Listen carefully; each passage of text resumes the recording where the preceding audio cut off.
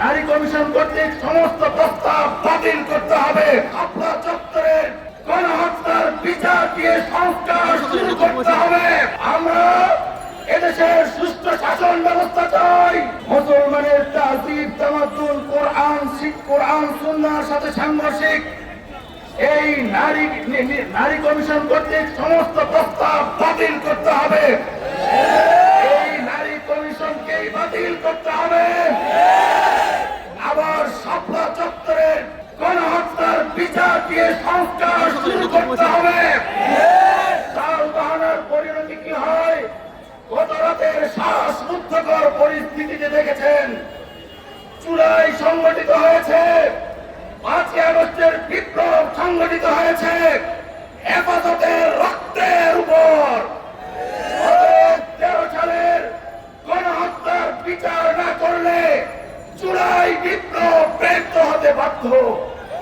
আমরা এদেশের সুষ্ঠু শাসন ব্যবস্থা চাই, সঠিক সময়ে নির্বাচন চাই, কিন্তু আমরা উর্দি পড়া মানুষের শাসন চাই না, সেনাবাহিনীর শাসন চাই না।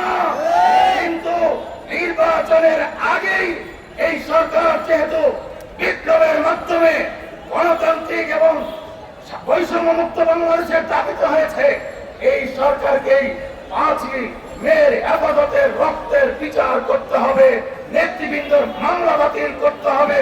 অন্যথায় সোজা আঙ্গুলে কিনা উঠলে আমরা বাঁকা করতেও জানি। সংগ্রামী তৌহিদি জনতা, আপনারা জানেন আজকে আমরা আমাদের সমাবেশ থেকে পূর্ব ঘোষিত আজকের এই বিক্ষোভ সমাবেশ থেকে বলতে চাই, আমরা 4 দফা দাবি নিয়ে সমাবেশ করেছিলাম, কিন্তু সরকার কোনো এখন পর্যন্ত আশ্বাস দেয় না।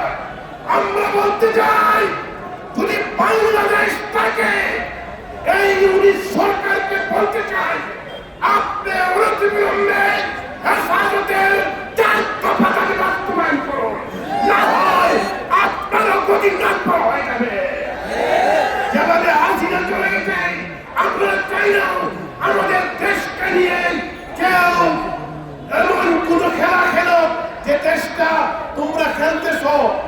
হেফাজত ইসলাম অলওয়েজ ফাইট ফর রাইট, অধিকারের জন্য, মানবতার জন্য তারা সংগ্রাম করবে।